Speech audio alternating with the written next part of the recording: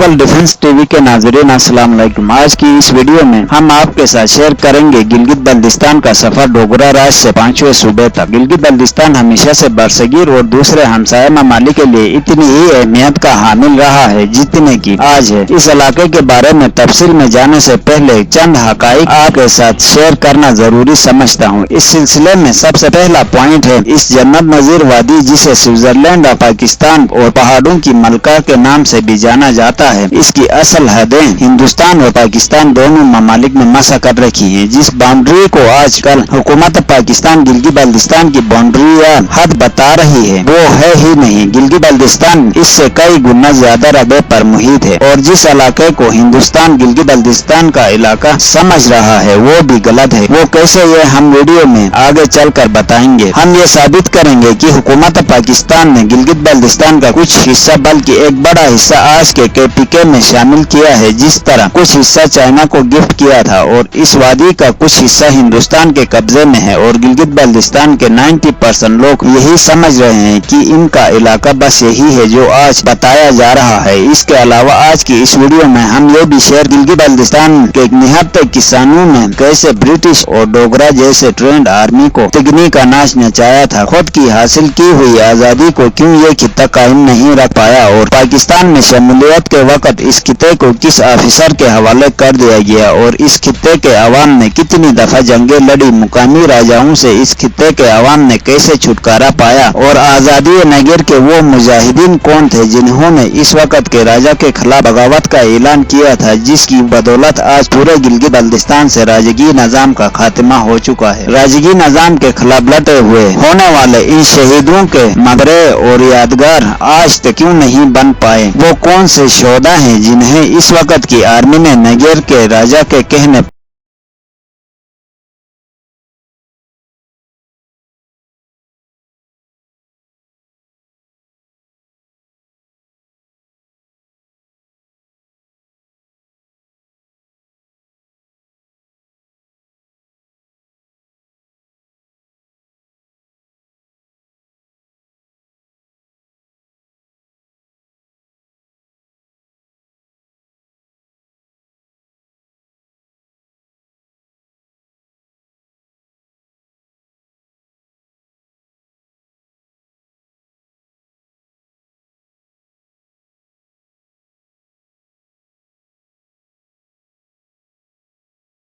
शहीद कर दिए। इन सब के अलावा और भी अहम मालूमात आपके साथ शेयर करेंगे, मगर इससे पहले इन तमाम दोस्तों से गुजारिश है जिन्होंने अब तक हमारे चैनल को सब्सक्राइब नहीं किया है तो सब्सक्राइब करें और साथ में बेल आइकन को भी दबाना न भूलिए ताकि हमारी हर नई आने वाली वीडियो की आपको बर वक्त नोटिफिकेशन मिलता रहे। और वीडियो पसंद आए तो फेसबुक, ट्विटर और व्हाट्सएप पर दोस्तों के साथ शेयर भी करें और वीडियो के बारे में अपनी कीमती राय से हमें आगाह जरूर करें। गिलगित बल्तिस्तान में डोगरा के कदम सबसे पहले 1842 में इस वक्त पड़े जब इस खिते के एक राजा ने अपनी सल्तनत के खिलाफ इस वक्त के कश्मीर के राजा से मदद मांगी। कश्मीर के राजा के लिए यह मौका गनीमत था क्योंकि इसे एक और जरखेज और निहायत ही अहमियत के हामिल हिस्से की जागीरदारी का मौका मिल रहा था। इसीलिए तकरीबन 1000 का लश्कर लेकर गिलगित बल्तिस्तान पर चढ़ाई शुरू कर दी। इस तरह गिलगित बल्तिस्तान में महाराजा कश्मीर की दाग बेल डाल दी गई। इसके बाद जब अंग्रेजों ने बरसगीर को फतह किया तो वादी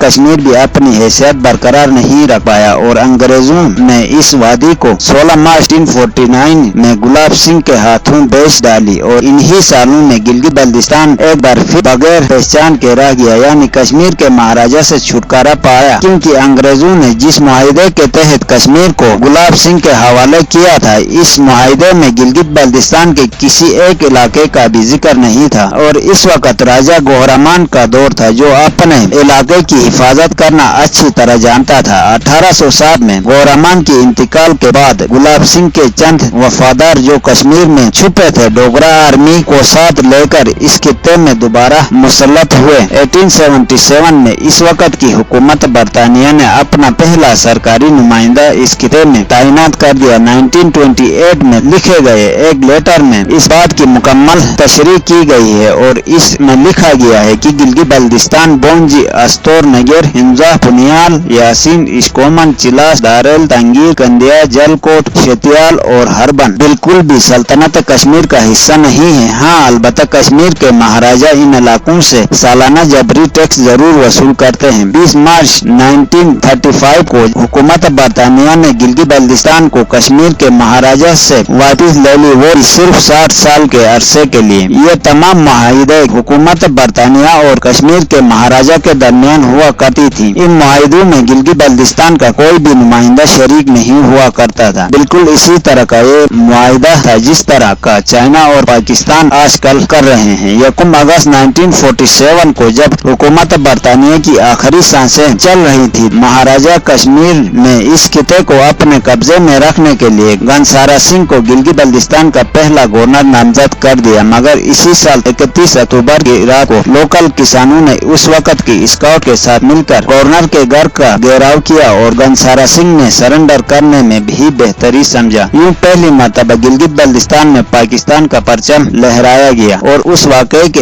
एक साल बाद स्कर्दो से मेजर थापड़ को इसके 250 सिपाहियों के साथ भागने पर मजबूर कर दिया गया। इस वक्त गिलगित बल्तिस्तान के अवाम ने इंडियन आर्मी और डोगरा फोर्स को बगैर किसी ट्रेनिंग और हथियार के मार भगाया था और अपनी आजादी का खुद ऐलान किया था। 1949 की कराची एग्रीमेंट के नतीजे में गिलगित बल्तिस्तान को एक अलहदा शिनाख्त दे दी गई, क्योंकि यूनाइटेड नेशन की चंद करारदादों के मुताबिक कश्मीर और गिलगित बल्तिस्तान एक हैं। यूनाइटेड नेशन की इस करारदादों की पाकिस्तान इसलिए भी सपोर्ट करता है क्योंकि अगर हिंदुस्तान रायशुमारी के लिए राजी होता है तो पाकिस्तान के हक में फैसला आएगा, क्योंकि गिलगित बल्तिस्तान के अवाम ने पहले ही डोगरा से आजादी लेकर खुद को पाकिस्तान में शामिल कर रखा है। मगर यूनाइटेड नेशन की इन चंद करारदादों ने गिलगित बल्तिस्तान को एक ऐसे जाल में डाल दिया है जो जाहिरी तौर पर बहुत कमजोर है, मगर इसको तोड़ने की किसी में जुर्रत नहीं है। इसीलिए अपनी हासिल करदा आजादी के तकरीबन 50 साल बाद 1999 में हुकूमत पाकिस्तान को इस खिते में बसने वाले लोगों की बुनियादी हुकूक का ख्याल आया और पाकिस्तान की अदालतों की बार बार सरजनिश के बाद 2009 में Gilgit Baltistan empowerment and self governance order pass किया गया। फिर 2015 में सरताज अजीज की सरपरस्ती में एक कमीशन बनाया गया जिसकी निकाह पर कभी भी अमल नहीं किया गया और मई 2018 में सरताज अजीज कमीशन को नजरअंदाज करके एक और बिल मुतारिफ कराया गया, मगर ये भी किसी काम का नहीं निकला और इस आर्डर को एक बार फिर पाकिस्तान की आला अदालतों में घसीटा गया, जिसके जवाब में पाकिस्तान की आला अदालतों ने अपने पहले किए गए फैसलों को एक बार फिर दोहराया, जिसके मुताबिक गिलगित बल्तिस्तान में बसने वाले लोगों के इतने ही हुकूक हैं जितने पाकिस्तान के किसी और शहरी के हैं। इसी दौरान 5 अगस्त 2019 में हिंदुस्तान ने अपने ज़ेर कब्जा कश्मीर की खुसूसी हैसियत को खत्म करके इसे हिंदुस्तान में जिम्म कर दिया और पाकिस्तान के पास इस बात का जवाब पैदा हुआ क्योंकि सीपे गिलगित बल्तिस्तान से गुजरता है और इस खिते को गेटवे ऑफ सीपे भी कहा जाता है और ये प्रोजेक्ट इस वक्त कामयाब नहीं हो सका जब तक इस खिते की कानूनी हैसियत में तब्दीली नहीं की जाए और चाइना ये कभी नहीं चाहेगा कि इतनी बड़ी इन्वेस्टमेंट एक ऐसे खिते में की जाए जिसकी कानूनी तौर पर कोई हैसियत ही नहीं हो, यानी वो एक मुतनाज़ इलाका हो। इसीलिए हुकूमत पाकिस्तान ने सीपेक को बचाने और गिलगित बल्तिस्तान को कौमी दायरे में सही मानों में शामिल करने के वास्ते इसे 5वें सूबे का उबूरी दर्जा देने का ऐलान कर रखा है। मगर क्या उबूरी तौर पर दिए गए इन हुकूक से गिलगित बल्तिस्तान के अवाम के लिए काफी होंगे? क्या गिलगित बल्तिस्तान को इनके पानी समेत तमाम मसाइल की रॉयल्टी के पीके पंजाब और सिंध में तकसीम होने के बजाय गिलगित बल्तिस्तान के अवाम को मिलेगी? क्या गिलगित बल्तिस्तान के नुमाइंदे national economic council, council of common interest और इंडस रिवर सिस्टम अथॉरिटी में गिलगित बल्तिस्तान की नुमाइंदगी होगी? क्या इन इदारों में किए जाने वाले फैसलों पर गिलगित बल्तिस्तान के नुमाइंदे असरअंदाज होंगे या इन्हें सिर्फ फैसलों के बाद आगाह किया जाएगा जैसे इससे पहले होता रहा है? क्या ये खिता अपनी आजादी की 73 साल बाद भी हुक्मरानों से आटे की सब्सिडी और इनकम टैक्स की छूट पर ही इत्तेफाक करने पर मजबूर हो गए? इस खिते में राइज होने वाले उबूरी सेटअप को चाइना यानी सीपे का दिन समझे या पाकिस्तान की मेहरबानी? गिलगित बल्तिस्तान का कुल रकबा तकरीबन 70 से 80% पूरे मुतनाज़ा समझे जाने वाले रकबे का है, यानी आजाद कश्मीर का कुल रकबा गिलगित बल्तिस्तान से तकरीबन 3 गुना कम है, मगर गिलगित बल्तिस्तान से बेहतर सेटअप मौजूद है। दोस्तों आज के लिए इतना ही काफी है। कल एक नई वीडियो के साथ आपकी खिदमत में हाजिर होंगे। वीडियो पसंद आए है तो लाइक जरूर करना और हमारे चैनल को सब्सक्राइब करना ना भूलिएगा। Thank you.